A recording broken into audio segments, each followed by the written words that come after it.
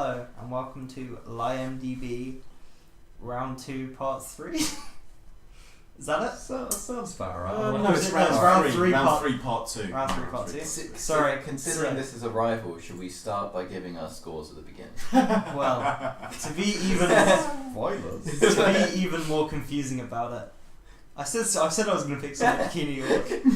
I mean, I haven't quite clearly because this is a rival. I will do Synecdoche, New York. But wasn't Synecdoche, New York going to be your round 3 choice? Yeah. You're going to do it as your round 4? Wait, no, this is round 4 though. You just round confuse it. 3. It's round No, 3. no. Right? We were just gonna... Fuck, we've broken the curtain here. Oh, we were just gonna I record see what round he was trying 4 to do first. Oh, that's right, yeah. Fuck. yeah. You'll love Synecdoche, so you're going to like this. So yeah, Arrival is a 2016 film, so I'm technically allowed to pick it, according to the rules that don't exist anymore. It stars Amy Adams, Jeremy Renner, Forest Whitaker, don't know who else, Heptapods, the guy from Call Me By Your Name, Michael Stuhlbarg. Hawkeye. Michael who? How do you say his name? I don't know. Who is Yeah, he? Stuhlbarg. He's in Oh, is he the CIA guy? yeah, he's the guy in Fargo, you know, who's shit, yeah. yeah, who works for fuck. one of the Ewan McGregors. Anyway, That's right. Arrival, Denis Villeneuve directed it, based on Ted Chiang's short story, I want to say, Story of Your Life. Let me look up who wrote it, who adapted it. Eric Heisinger wrote the film. It's pretty good. Yeah, so had we all seen Arrival before I picked it? Seen Arrival in the future. Okay. Gonna drop the time loop gag. Did you see it, Harry, before I saw it with you and Tony again? Yeah, I saw it in the cinema, knowing very little about it, and I really liked it. And then I went to see it again with you guys and Olivia. Sorry, Joe. I'm sure you were invited. I probably was. Yeah, and then we've had slight differing opinions. I think we've all liked the film, but the levels of the like have varied. And then very recently, me, Tony, and Johnny watched it together. Well, that was my first time. Yeah, and then Ethan rewatched it. This morning, in fact. So Well, I did half yesterday, half this morning, yeah. the best way to consume things with a big fuck off gap in the middle. Well, I started it, I think, at about midnight, and it got to 1, and I was like, no, I need to be paying attention here. So Did you give up at like that halfway point where she's having all these weird dreams where like heptapods are like appearing in her room and stuff? no, I think I stopped watching just before the Jeremy Renner monologue. I love that. Yeah, no, I So like it too. I remember coming out when we watched the film originally and not being a fan of that monologue because it felt a bit too...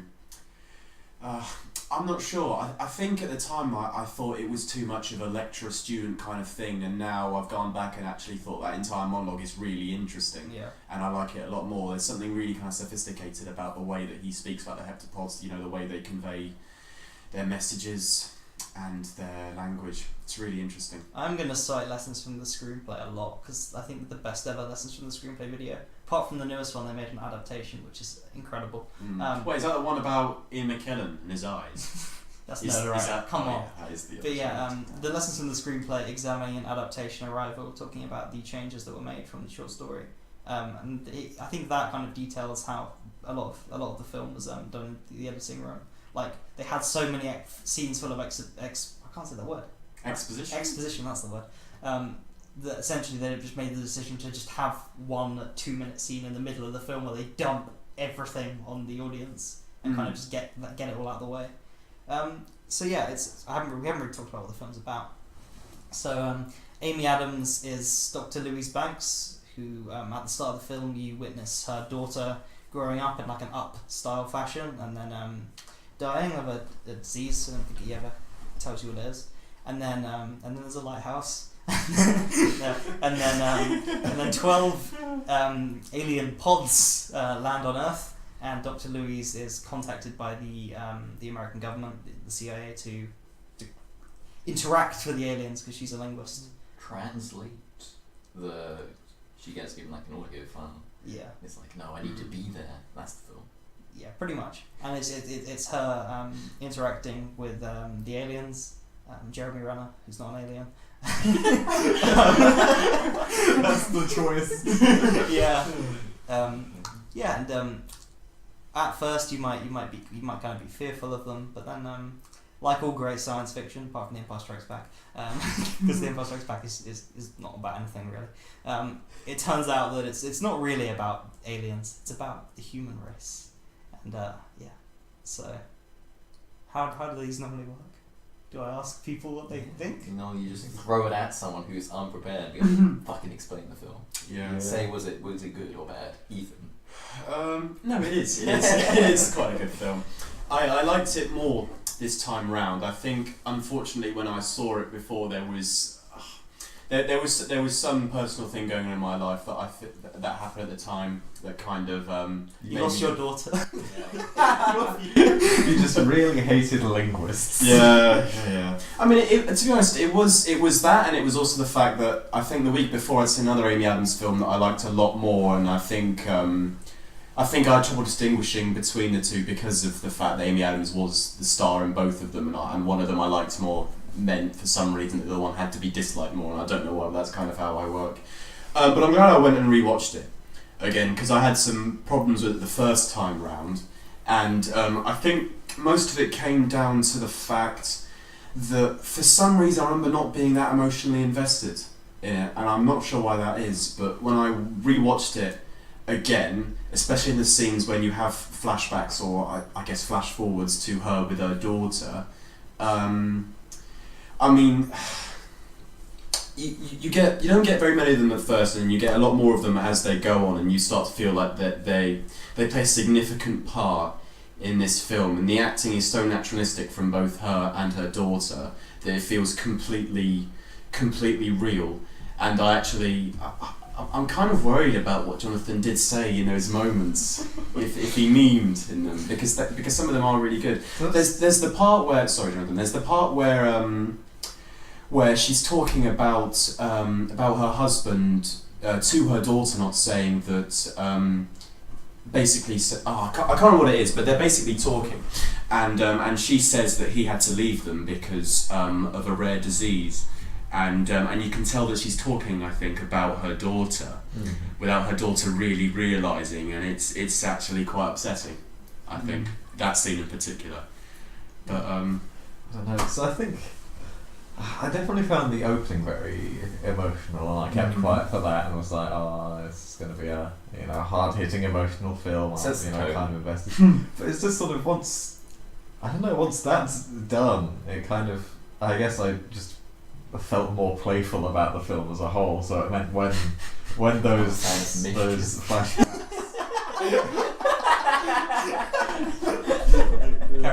when the flashbacks just came back again, I don't know, it was on more of a joke. It's like, it's weird, like knowing. I think possibly that's my thing with To the Moon and things like that. Is like knowing the end just takes some of the emotional stakes away from me in a way that sometimes raises them for other people. how did you know about the end? They told you in advance. Well, it's just whenever you have a flashback about the daughter, you know the daughter's going to die. I see. So it's like. Whereas we're complete opposites, because for me, my one niche thing that makes me sad, apart from that scene in the Paddy Considine film Journeyman, which for some reason makes me cry, is this niche idea of like an inevitable future and like weird time travel shit. Like To the Moon for some reason ticks this itch. Interstellar, that's the other thing that makes me cry. And this, I don't know what it is about these three things. They all have this weird niche fear I have, I guess. I don't know.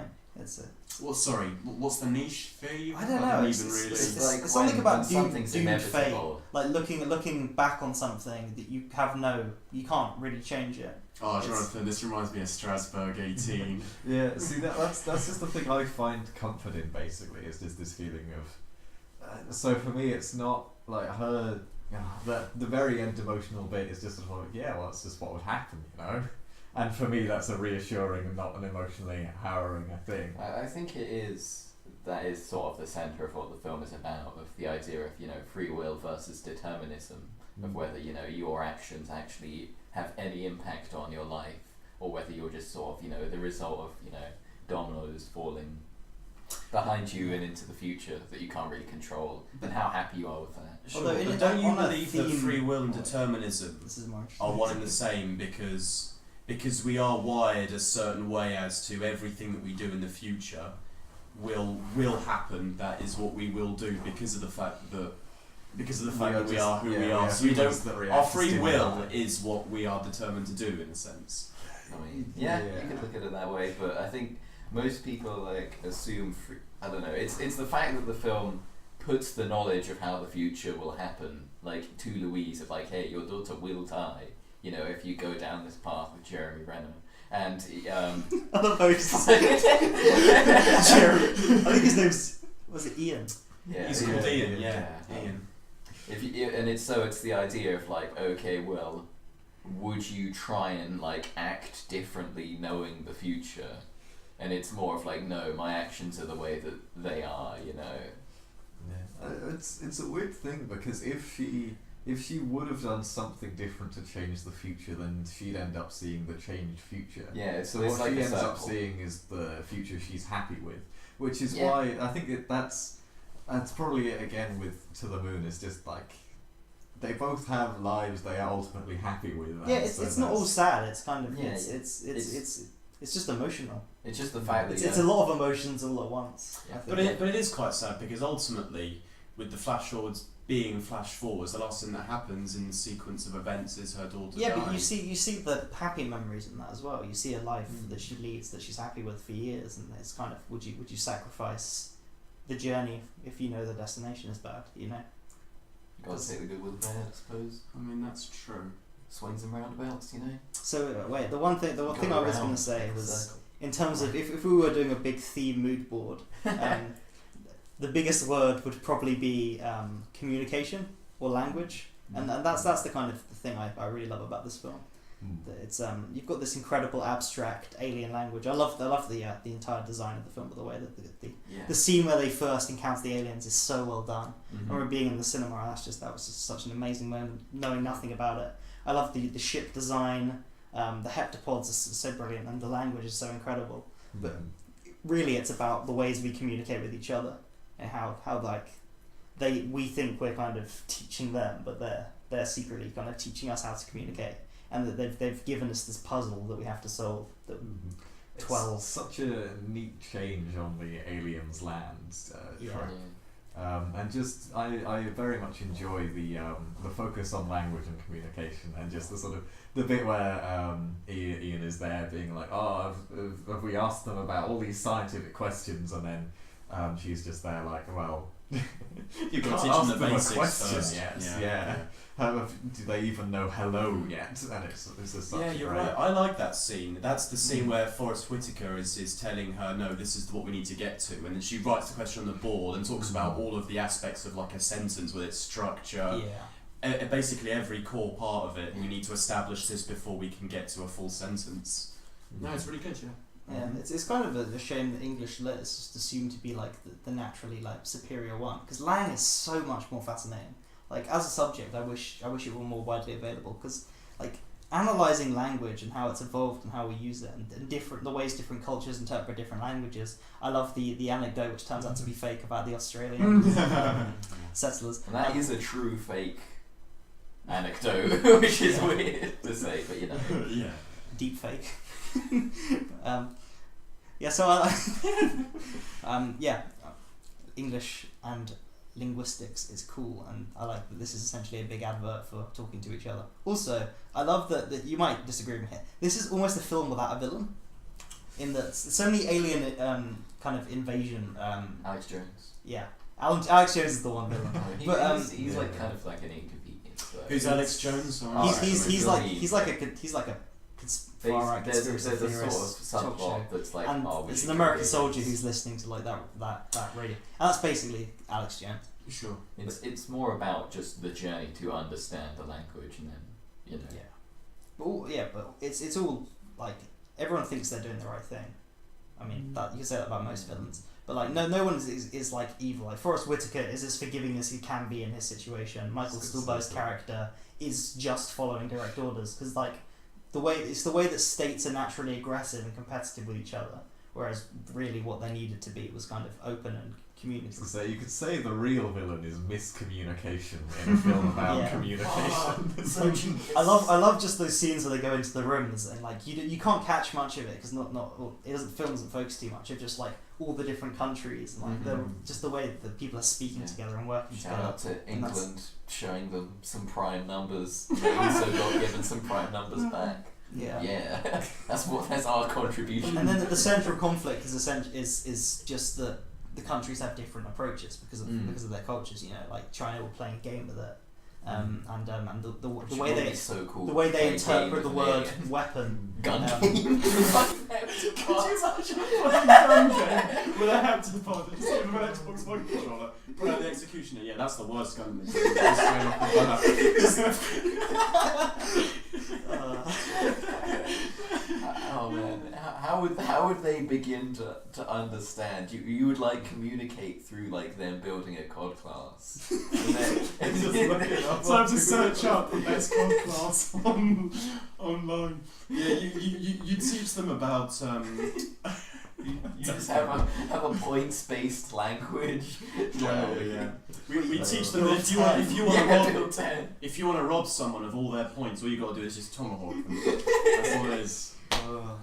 It has another interesting thing it points out is how cultures are built up from the language as well. Yeah. And just how the aliens have a language that is devoid of this concept of time, and therefore they think independently of time, which is like taking that whole idea to a sort of extreme. It's just such an interesting thing to No, you're explore. right, because they talk about the fact that when we say a sentence out loud, time's a factor because it takes time to say a sentence, whereas their drawings, they exist solely. It doesn't have a start or an end, it's just a drawing and you interpret a message from that. Yeah, it's a circle where you have to know the whole thing Which to is so say it. cool. Yeah, no, it's really cool. It is really cool. So I can't remember the name of the theory, but it's the theory that like thinking in another language changes your. Oh, I knew you were going to say that. It's Yeah. 2 names, isn't it? I watched this just this morning. How have I already forgotten? So I've watched a similar thing about Orwell with his double speak and wondering whether that would lead to people not being able to resist the system, basically. But yeah, so I was reminded of that in this the kind of exploration of language and culture in a way. Yeah. Have you ever thought in French, Ethan? Does it note? I know. I mean, I English can and French I pretty can similar, think I in suppose. French. I know French well enough not to have to translate between the two. If I want to say a sentence in French, I don't think it in English, then translate and then say it. I can just say it in French. But what was the question again? Do you like think in French? Like, do you just get into that mindset where you just aren't even thinking about English? No, exactly. I don't think about English when I speak French. I speak in French. Is I'm there thinking any French. noticeable differences? In what? In like I don't know. Or like this one is like how more French. this one is like the language doesn't have like a focus on time. Is there anything weird about? Is there anything with French? Does that give you any superpowers, Ethan? He's just more I don't likely know. to eat baguettes. Yeah, I think if you speak in French, it makes you more attracted to garlic. I want to say. Then that's noticeable It's difference. something I've heard but haven't had backed up, which is the idea that in the German language there isn't a word for procrastination. But I think that's just one of those like the kangaroo myths that like doesn't. It's true that it's a false thing. I don't really know if there's. I mean, I'm sure there are. I just don't think I know French well enough to be able to tell you if there are any interesting aspects. I've always.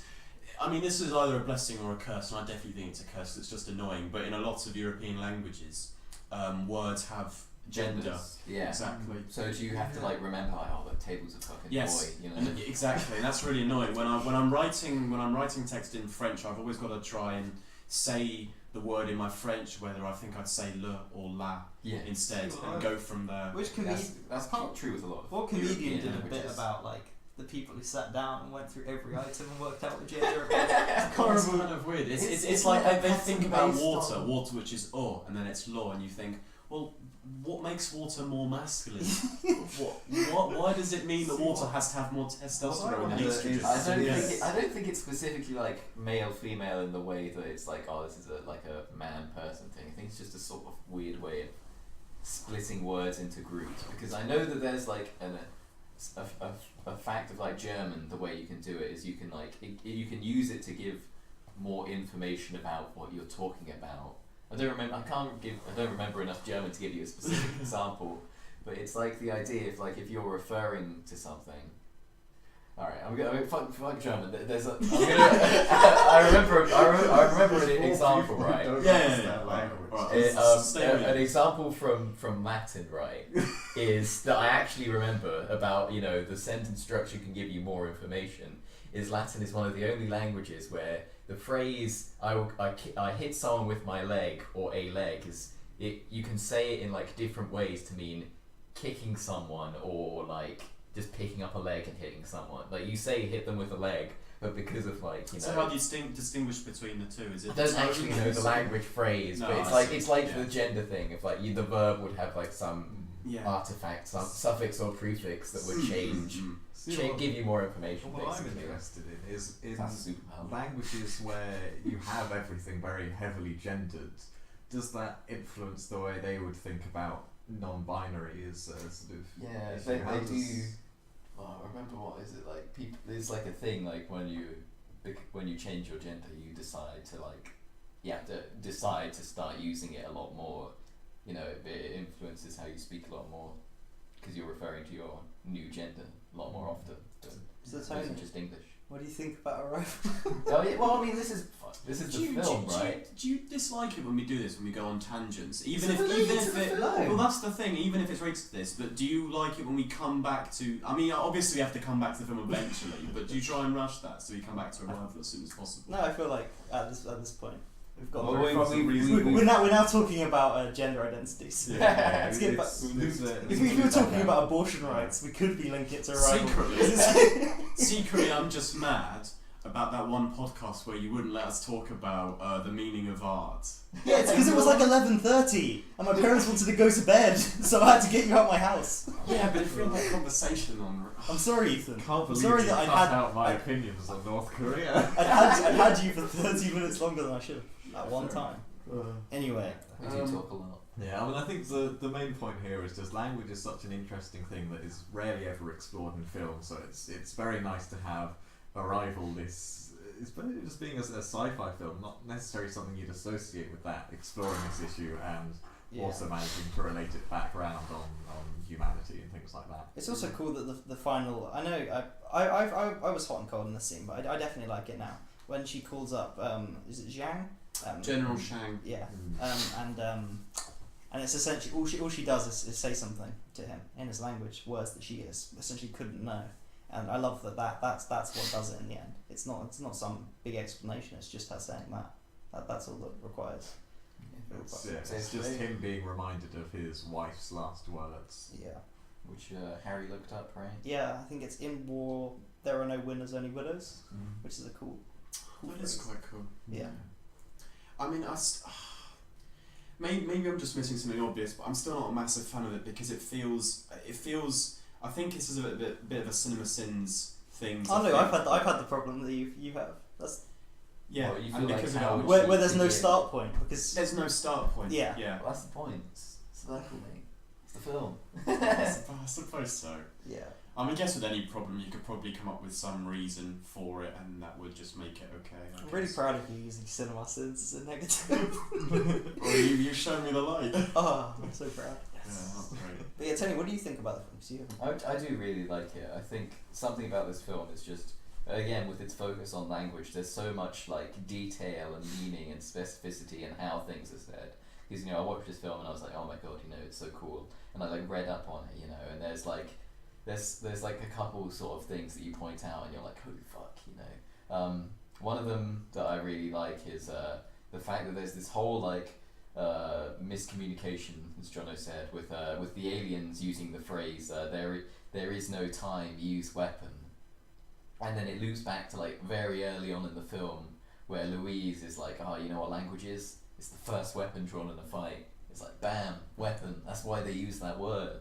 Because they learned from fucking Louise or whatever they are, that's what she calls it. Yeah. You know, and also just the fact that there is no time, use weapon. Like, holy fuck, it's not that there is no time in the way that we would use it. You know, it's like, oh no, there's no time for me to catch the train because I missed it today. Yeah. Which I did. No, it's like, the statement that there is no time, which is like galaxy brain, you know.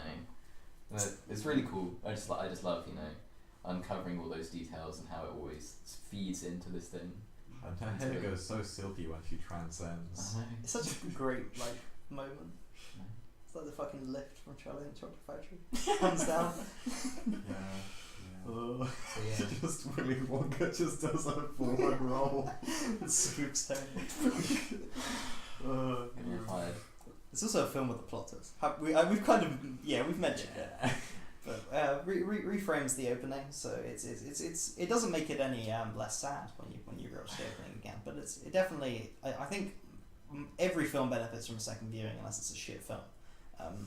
I still think, and this plays into why I'm not a massive fan of that scene where she goes up into the actual shuttle, is I think that they tell you, or they lead you on a bit too much too early with the twist. I can't remember what the exact word is, but she says something after having a vision, and I think you kind of figure out that Jeremy Renner is the father, and I think that's done too early on. I think what would have made the film fantastic is if you don't. I mean, you still have the visions, obviously, you need them throughout the film because that's what makes the climax so good. But when you get to the end, have Jeremy Renner turn up as he does, but without any... without leading to it or talking about it outright. It's because I assume most people, as long as you're not Harry's dad, like, work out the twist well before it's sort of made like really obvious. But I still think they could. Also, the entire third act revolves around knowing the twist. Yeah, I think that's the point. Is Well, that then It's more of a Fight Club twist where they actually tell you surprisingly early what it is, so that you can have the third act. It's not like a Kaiser Soze like last second like whoa, because otherwise. And part of it is like they're making it kind of because basically it's her slowly getting to grips with the fact that time is slightly weird for her, basically. And something yes, but that can still work without her having to actually say or having to point out. Oh wait, Jeremy Renner is the father. I think that can come together for the audience. I think it was really right fun, at the end. like guessing it as it was, like piecing together as it was happening. Yeah. There's a really great line where her daughter says something like, "Oh, what's the word that describes this? Oh, it's something sciencey," and she says, "Oh, go ask your father from the scientist." That's a good line. But there's a moment before it where I think she is too obvious about what ties everything together with Jeremy Renner at the end being the father. I don't think there was before that bit because that was the bit probably where that's the bit where you suddenly like go, oh okay. That's like the No, first I'm I gonna saw. find it. I will Before, find it. I okay, will fair find enough. it, and I'll show it to you because I'm pretty sure there is. But anyway. So that's the one thing. I really love the design of the heptapods, but I'm not sure if I think you're the disagreeing reveal with at the this. end when they find out they're big. Yeah, and but I don't think I like seeing them in the first place. I think I like the idea of never seeing the aliens, but just seeing the rings appear without knowing the source of them, because it's the whole idea of I don't know. I think the film could have taken on a bit more of a minimalistic approach in that way, and I think it would have been more I impactful. think It does withhold the fact that aliens. It does withhold the fact showing you them, and I feel like when it does show them, that it is quite a reserved scene. Yeah. And also, it's yeah, there. most of my favourite scenes are the scenes with the aliens and just Louise and. Her point Ian as and well Johnny. is that she needs to see them speak and communicate. It's sort of she needs the body language in a way. I don't Yeah. think so. I think all she really needs is the sounds that they make and what they produce with their One of the sounds like hands. irrelevant at one point. They're like, yeah, that sounds. They're just then like breathing or whatever. I don't know. But they say like, that they what they say and what they write are like completely different. Yeah, and you still don't need to see them for that. You can still have what they actually produce, I think it is interesting though the way that they sort of You start and you only see one part of them, and then it like links in with like, human perspective is limiting. We only see one part of the story. zoom out and see the whole thing until Yeah. right at the end where you zoom out and you realise you've been staring at the alien's knees this whole time. You're like, oh, that's a face. No, it is good. Also, It is you good. I can't- think you can't- you know, you know what my problem is. I think I'm just not a massive fan of CGI. I think that's literally what it it's is. really good in this one. Yeah. Also, you don't really see like people don't see them because they look like quite scary. They don't Mm. look like any alien that you've ever seen before. It's such an abstract creature design. Yeah, but And it could they're have been- shrouded in fog, and you don't. I disagree. No, but I still think that you get it good enough of. Well, I mean, this is the same. I mean, we're just very different people, Harry. We're not meant to go anyway. That's the thing. But it's the same thing. I mean, I know that A Quiet Place is a horror film and it's going for a completely different thing here. But as the film went on and they started to reveal more of the monsters, I started to get more and more disinterested in them. And I think never seeing them and just hearing the sounds and having the rings that they produce be the only form of contact, I think just for me personally would have been more interesting. I just think that more. I guess the film already has a lot of mysteries and like stuff going on, Yeah. so there's no point withholding. There are Also, some. they look cool. Come on. They do look cool.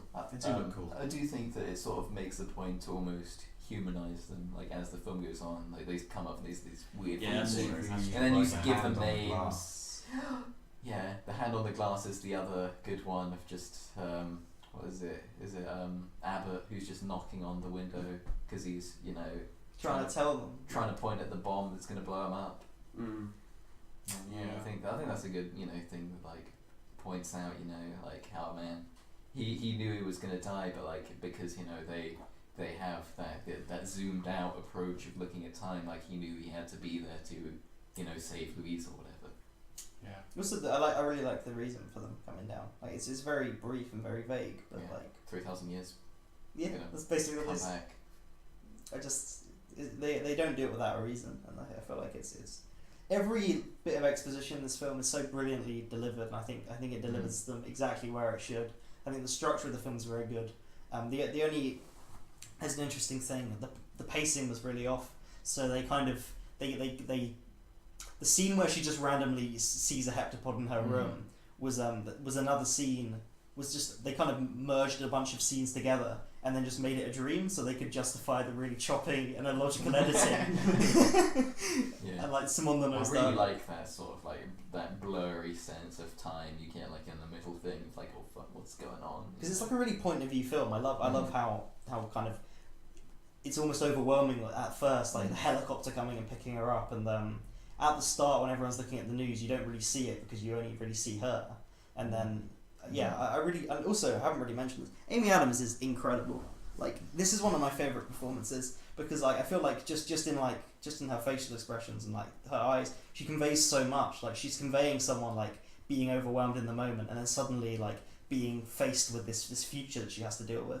And I think that's part of the reason that the end works for me because she just sells it emotionally so well. Also, Renner grows on me more and more. The first I really time like him. I thought it was okay, but the last time I watched it, I really really loved him. I thought he was a very good supporting character. Yeah, I completely agree. I think the first time I watched it, I found him to be kind of, I don't know, I think verging on a bit annoying. He's just To a me, and nice, this he's just a time nice guy. he's very likable. I like. He's also flawed. Like you kind of learn that he can't cope with. Also, She we're can. talking about a Denis Villeneuve film, and we haven't even really properly talked about the cinematography in this film, which is outstanding. It's amazing. Just like, oh yeah. And, Yeah, the, it's and so the good. music as well. Like I love Yeah. the use of that sound. Yeah. Fucking love. Yeah, no, the sounds. nature of daylight. Yeah. It's like so good. Yeah, and I think the soundscape when you go up into the pod is brilliant. When you have, because you get a combination of their sounds, what they make, the heavy breathing, and there's like a bird in a cage chirping throughout. And I think just those, I don't know, those combinations sounds really rings well for me. It's strange, but yeah, the first time you see the pod, when the helicopters are going over the field, and you just see the clouds rolling over the valley, it's just an absolutely brilliant shot. I really like the just how they get into the spaceship of just where gravity just flips. It It's is just really like, cool, yeah. They just throw a thing straight up and it eventually Yeah, just and I Don't think pick it back up. They just litter in this spaceship and it They only need gets light to me. source. But yeah, and this is where I think the film strives in its simplicity at times, where what you see inside pretty much always is just like a narrow corridor, and then you get to the narrow corridor and it's just a room with a glass pane and fog behind it, and it just keeps everything really, really quite simple. and I think it works well in its design like that. Yeah, it's really well framed. You know. And then there is the moment, of course, with the explosion, Mm-hmm. which is set up really well. Before that doesn't come out of nowhere. You see quite early on that guy watching that video, and you can see he's having second thoughts, and he calls his wife as well, doesn't he? And he can hear that she's very, very worried. So to make that leap from him at that point to what he does later on isn't completely unjustified. It does make sense. I can see why he's afraid, but at the same time, like, God, fucking human beings, idiots. Men are weak. Yeah. Yeah, you're right. Amy Adams is really good. I feel like I didn't even say that when you were talking about a minute ago, but she is. Yeah. Yeah, she can do everything. Yeah, she can do this. She can do sharp objects. She can do the Muppets, Enchanted. She's got range. Come on. Yeah, she's really good in Enchanted. Man of Steel. Yeah, she can be a bland character who has nothing to do for like 3 films. She's a journalist. What else has she done? I think. She's done anything else properly? Like anything else really good apart from those things that you mentioned? I mean, you've seen Nocturnal Oh, Animals. Nocturnal Animals, yeah, I haven't. that was The really Master, good. she's incredible in Oh, that. she's good in The Master, yeah. There's a few other kind of Oscar films that came out. Doubt, I think she's in Doubt, another Philip Seymour Hoffman film. I don't know. I need to watch more. Is that the one about the nun who gets murdered? Maybe. I thought it was about Meryl Streep suspects that Philip Seymour Hoffman's like a paedophile. He's like a priest. Oh yeah, that's the one. Yeah, no, I'm Yeah. thinking of a different Philip Seymour Hoffman film where a nun dies. I'm pretty sure. So, Before the Devil Knows You're Dead, maybe. Have you ever heard of that? No, I don't think I have.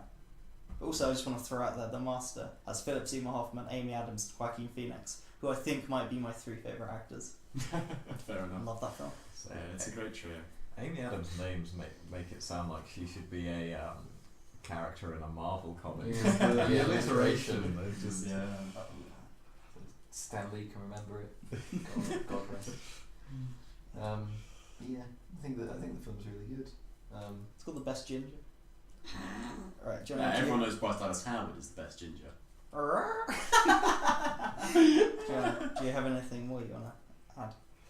I was expecting. I was expecting more from the choice. That's why I didn't realise the first bit happened at the end until it kind of spelt that out, was because I was expecting time to be a lot more all over the place than it was.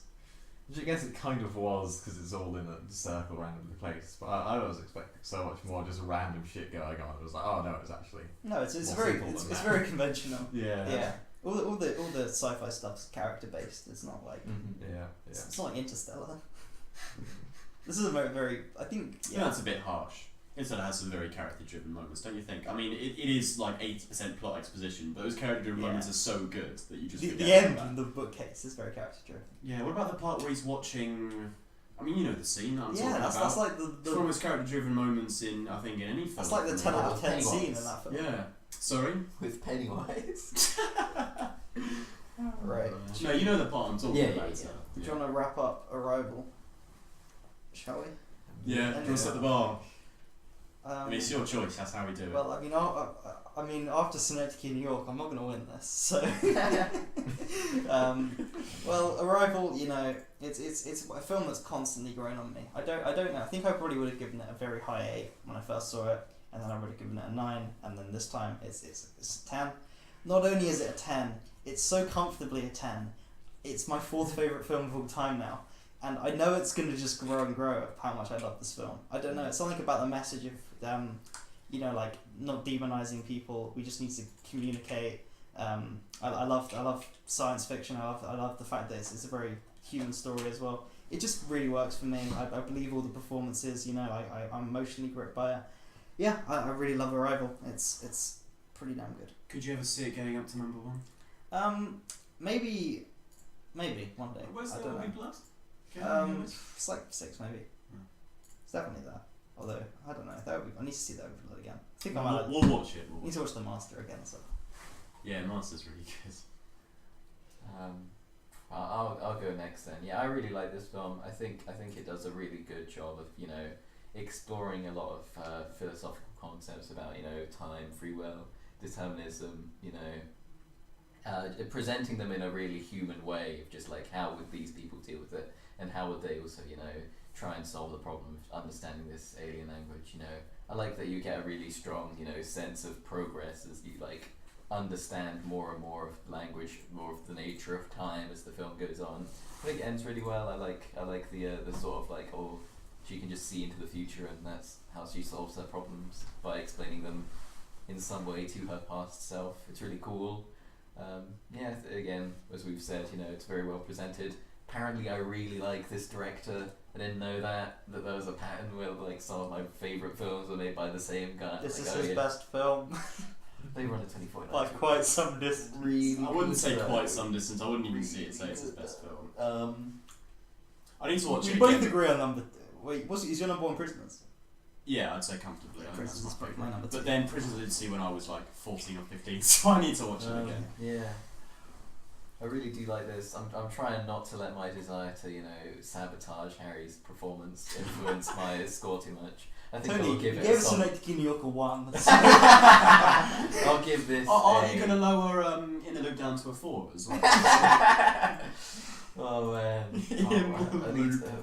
I want to see if I can get one more time travel joke in here, but I can't. Alright. I don't know, I'll just give it a solid 9 out of 10. Very good film. Jonathan, do you want to go next? Yeah, I will. So yeah, it's a very, very strong film. I like how it explores language that's quite different from other films, and I do like it as an interesting way. But I feel to me it's an 8.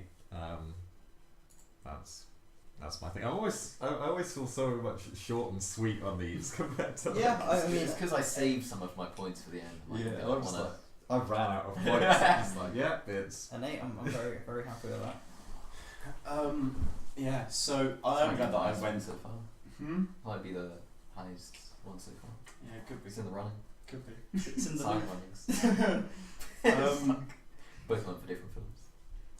I'm glad that I went and revisited this film again because I wanted to like it more than I did the first time round, and it definitely has grown on me a little bit because, yeah, I mean, like we said about Denis Villeneuve, his films are just stunning. Like I think this guy just has such a good eye. He's able to capture these landscapes and just scenery and just like a breath of scope in just one single shot. He really does have that, and that's I think something I like about him a lot.